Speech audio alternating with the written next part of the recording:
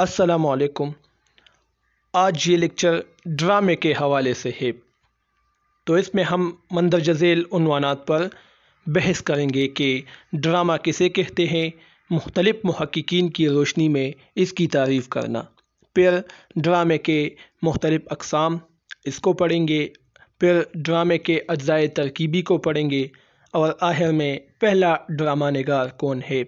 तो इन तमाम बातों को, इन तमाम मौज़ूआत को आज इस लेक्चर में हम डिस्कस करेंगे।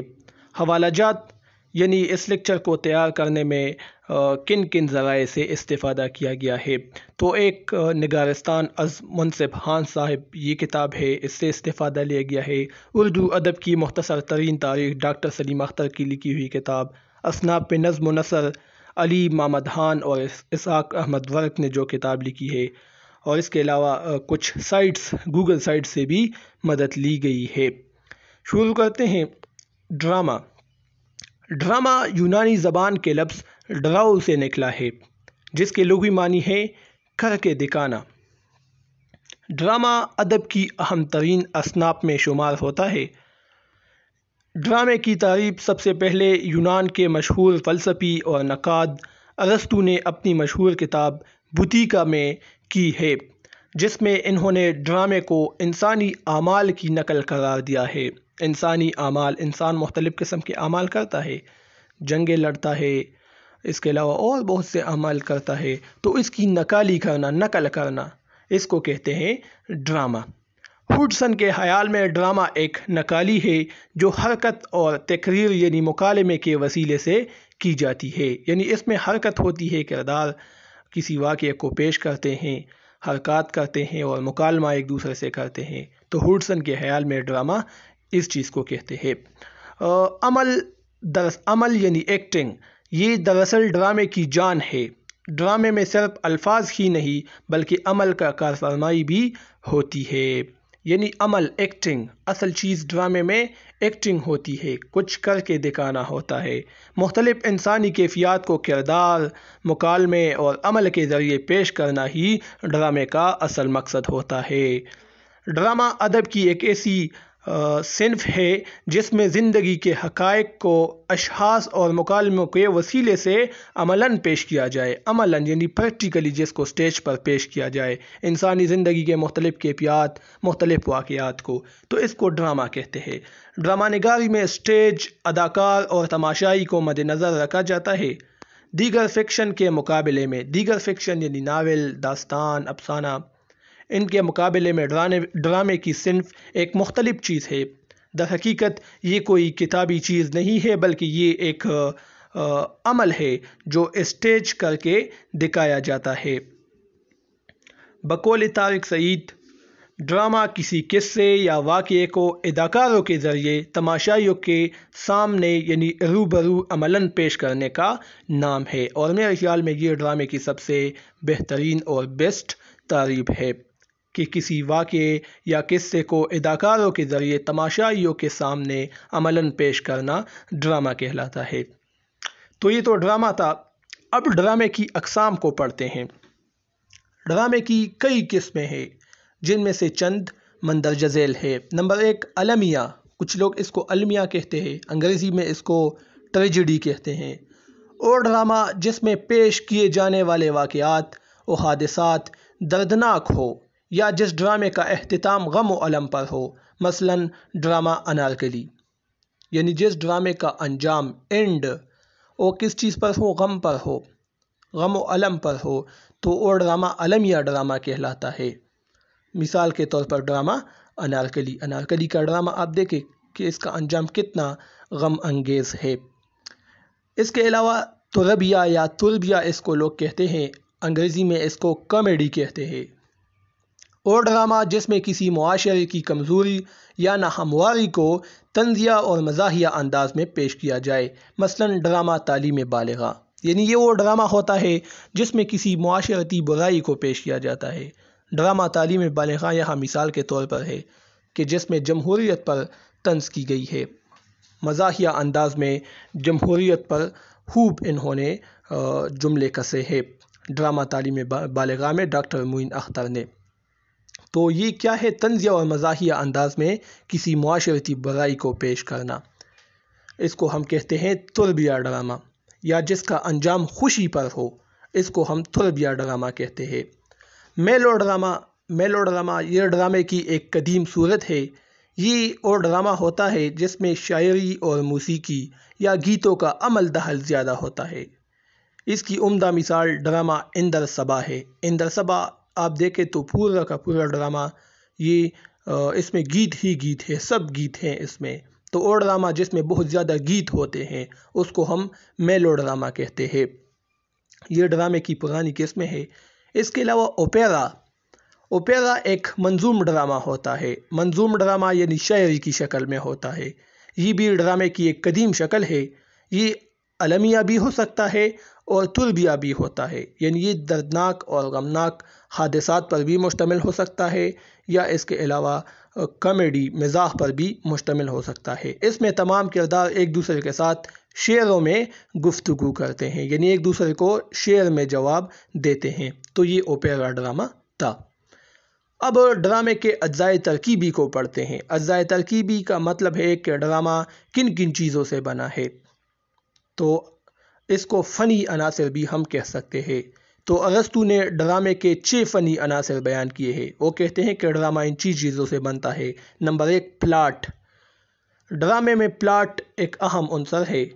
مختلف واقعات کے درمیان فطری تسلسل کو پلاٹ کہتے ہیں، یعنی مختلف واقعات کے درمیان ربط کو لنک کو اس کو پلاٹ کہتے ہیں۔ پلاٹ پر میں نے ایک ویڈیو بنائی تھی، آپ پلے لسٹ میں جائیں، وہاں دیکھیں، اردو ادبی اصطلاحات میں، وہاں پر میں نے مثالیں بھی بہت خوبصورت دی ہے، تو آپ اس کو دیکھ سکتے ہیں۔ تو مختلف واقعات کے درمیان فطری تسلسل کو پلاٹ کہتے ہیں۔ ڈرامے میں پلاٹ کو بنیادی اہمیت حاصل ہے۔ اس کے بغیر ڈرامے کا حسن مجروح ہو جاتا ہے، یعنی ڈرامے کی خوبصورتی میں کمی آ جاتی ہے جب اس میں پلاٹ نہ ہو۔ دوسرا ہے کردار۔ کردار ڈرامے کا اہم جز ہوتا ہے، کیونکہ کردار ہی کی بدولت کسی واقعے یا کہانی کو ناظرین کے سامنے، ویورز کے سامنے اسٹیج پر پیش کی جاتی ہے۔ یہ تو ہر شخص کو پتہ ہے کہ کسی واقعے کو اسٹیج پر اداکار ہی پیش کرتے ہیں، جس کو ہم کردار کہتے ہیں۔ تو اگر یہ کردار نہ ہو تو پھر ہم یہ تصور بھی نہیں کر سکتے۔ کردار 2 طرح کے ہوتے ہیں، سپاٹ کردار اور راؤنڈ کردار۔ وہ کردار جو آغاز سے اختتام تک ایک ہی طرح کے رہتے ہیں سپاٹ کردار کہلاتے ہیں۔ مثال کے طور پر فسانہ آزاد کا ہوجی ابتدا سے لے کر ناول کے ابتدا سے آخر تک بس مزاحیہ کردار ہے۔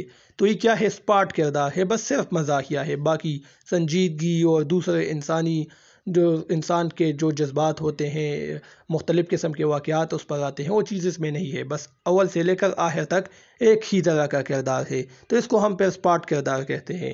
جبکہ وہ کردار جو وقت کے ساتھ ساتھ بدلتا رہتا ہے، اس میں ارتقاء آتا ہے، اس کو ہم راؤنڈ کردار کہتے ہیں۔ مثال کے طور پر امراؤ جان ادا کی جو ہیروئن ہے امیرن، امراؤ جان ادا جو ہے وہ دیکھے، وہ راؤنڈ کردار ہے۔ بچپن اس نے گزارا، وہاں پر پھر ایک طوائف یہ بن گئی، پھر اس نے وہ پیشہ چھوڑا، واپس آئی، پھر شعر و شاعری کرنے لگی۔ تو یہ کیا ہے؟ یہ راؤنڈ کردار ہے، حالات کے ساتھ یہ کردار بدلتا رہتا ہے۔ اچھا، مکالمے کا جو تیسرا جز ہے وہ ہے ڈرامے کا جو تیسرا جز ہے وہ مکالمہ ہے۔ کرداروں کے درمیان ہونے والی گفتگو کو مکالمہ کہا جاتا ہے۔ مکالمہ بھی ڈرامے کا ایک اہم جز ہوتا ہے۔ تمام کردار اپنی فطرت کے مطابق مکالمے ادا کر کے ڈرامے کو اختتام تک پہنچاتے ہیں۔ ڈرامے میں کرداروں کی ذہنی سطح کو سامنے رکھ کر مکالمے تحریر کیے جاتے ہیں۔ ذہنی سطح یعنی اگر بچہ ہو تو بچوں کی طرح مکالمے تحریر کیے جاتے ہیں، اگر کوئی عورت ہو تو اس کے مطابق مکالمے لکھے جاتے ہیں۔ تو اس کو کہتے ہیں ذہنی سطح کو سامنے رکھ کر مکالمے تحریر کرنا۔ تو مکالمہ بھی ایک اہم حیثیت رکھتا ہے ڈرامے میں۔ زبان۔ ایک کامیاب ڈرامے کا انحصار زبان پر بھی ہوتا ہے۔ زبان جتنی شستہ، خوبصورت، لطیف اور درست ہوگی، ڈرامہ اتنا ہی پر اثر ہوگا۔ ارسطو نے زبان کو چوتھے درجے میں رکھا ہے، یعنی پہلے کیا ہے؟ پلاٹ ہے، پھر دوسرے نمبر پر کردار، پھر تیسرے پہ مکالمہ اور چوتھے پر زبان۔ 5ویں نمبر پر موسیقی۔ موسیقی کو بھی ڈرامے کا اہم ترین حصہ شمار کیا جاتا ہے، میوزک، کیونکہ اس کا اثر سیدھا سامعین یعنی سننے والے اور ناظرین یعنی دیکھنے والے پر پڑتا ہے۔ موسیقی کی بدولت ڈرامے میں خوشی اور غم کا اظہار ہوتا ہے۔ جب خوشی کا کوئی سین پیش کرنا ہوتا ہے تو اس وقت خوشی کی موسیقی ہوتی ہے، غم اور درد کا کوئی سین پیش کرنا ہوتا ہے تو اس وقت موسیقی درد انگیز ہوتی ہے، تو اس کا اثر سننے یا دیکھنے والوں پر براہ راست پڑتا ہے۔ اس کے علاوہ موسیقی کے ذریعے شائقین پر وحشت بھی طاری کی جاتی ہے، یعنی ہم ڈرامے دیکھتے ہیں ٹی وی پر تو اس میں اکثر ایک سین ایسا آ جاتا ہے، ایک ایسی موسیقی بجتی ہے کہ انسان پر وحشت طاری ہو جاتی ہے، گھبرا جاتا ہے۔ تو اس سے پتہ چلتا ہے کہ موسیقی کی بھی بہت بڑا رول ہے، موسیقی کا بھی ڈرامے میں۔ آرائش، 6 نمبر پر آخری جو ہے وہ آرائش ہے۔ ارسطو نے آرائش کو 6 درجے میں رکھا ہے۔ ارسطو کا خیال ہے کہ اس کا تعلق شاعر یا ڈرامہ نگار اس سے نہیں ہے بلکہ کاریگر سے ہے۔ اس کا تعلق کاریگر سے ہے، ڈرامہ نگار سے نہیں ہے، ٹھیک ہے۔ اب کاریگر اپنی مہارتوں سے سٹیج اور کرداروں کے حسن میں اضافے کا باعث بنتا ہے اور ڈرامے کو 4 چاند لگا سکتے ہیں۔ یعنی آرائش کا مطلب یہ ہے کہ سٹیج کو خوبصورت بنانا، اس کی سجاوٹ میں اضافہ کرنا، کرداروں کو خوبصورت بنانا، اس کے لباس کو خوبصورت بنانا، تو اس کو کیا کہتے ہیں؟ آرائش۔ تو یہ ڈرامہ نگار تو یہ نہیں کرتا، وہ تو صرف ڈرامہ لکھتا ہے۔ تو یہ کام کس کا ہے؟ ایک ماہر کا ہے، ایک کاریگر کا ہے جو ان چیزوں سے اس کا تعلق ہو، ٹھیک ہے۔ اب یہ تو اجزائے ترکیبی ہے۔ آخر جو ہمارا سوال ہے کہ اردو کا پہلا ڈرامہ نگار کون ہے، تو آج تک اس پر کافی بحث ہو چکی ہے۔ مسعود حسن رضوی ادیب نے اپنی کتاب لکھنؤ کا شاہی اسٹیج میں رادھا کنہیا کو پہلا ڈرامہ جبکہ واجد علی شاہ کو پہلا ڈرامہ نگار قرار دیا ہے، یعنی رادھا کنہیا واجد علی شاہ نے یہ ڈرامہ لکھا ہے تو مسعود حسن رضوی کہتے ہیں کہ رادھا کنہیا پہلا ڈرامہ ہے، اور پھر واجد علی شاہ نے جب اس کو لکھا ہے تو پہلے ڈرامہ نگار ہو گئے۔ لیکن یاد رہے یہ ڈرامہ صرف خواص کے لیے تھا، خاص لوگوں کے لیے لکھا گیا تھا، نوابین کے لیے لکھا گیا تھا، جبکہ اردو کا پہلا باقاعدہ ادبی ڈرامہ جو عوام کے لیے لکھا گیا وہ اندر صبا ہے، جس کے مصنف امانت لکھنوی ہے۔ یہ ایک منظوم ڈرامہ تھا، منظوم ڈرامہ مطلب شاعری کی شکل میں تھا، جبکہ ڈاکٹر سلیم اختر کے مطابق اردو کا پہلا نثری ڈرامہ بلبلی بیمار ہے، جس کے خالق شیخ محمد احسن ہے، یعنی بلبلی بیمار وہ پہلا ڈرامہ ہے جو نثر کی صورت میں ہے۔ تو یہ آج کی ویڈیو تھی، امید ہے آپ لوگوں کو پسند آ چکی ہوگی۔ اس طرح دوسرے لیکچرز کے لیے آپ پلے لسٹ میں جائیں، وہاں پر موجود ہے۔ اب مجھے اجازت دیجیے، اللہ حافظ۔